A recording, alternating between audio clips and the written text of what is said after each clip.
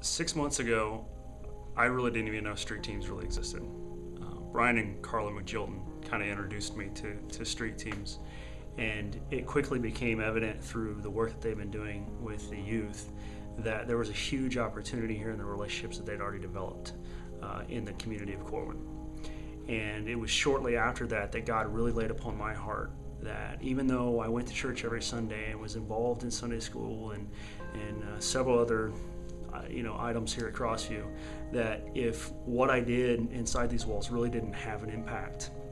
on the streets that I took to get here, then maybe I was really missing the point.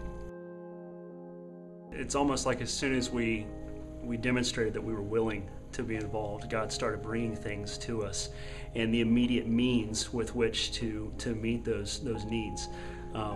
It was within a couple days that we got the first phone call, or at least I got the first phone call, that somebody had been without water. An 82-year-old widow had been without water for over 2 months. And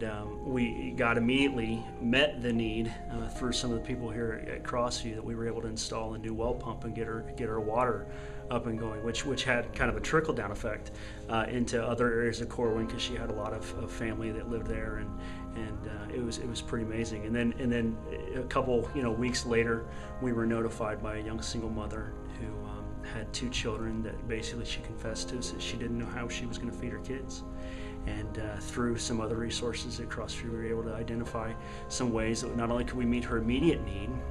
but now we set her up with someone that can help her help herself long term, which has been pretty amazing. And I mean, the thing that really blew me away is God actually enabled us to give away a car to a family, a young family that had 3 young kids that had no means of transportation, and that was amazing.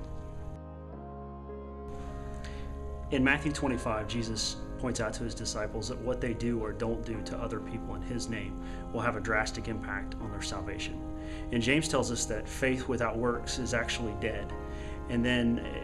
my dad actually pointed out to me that in 1 John asks the question that if we have material possessions and see a brother or sister in need and do nothing about it,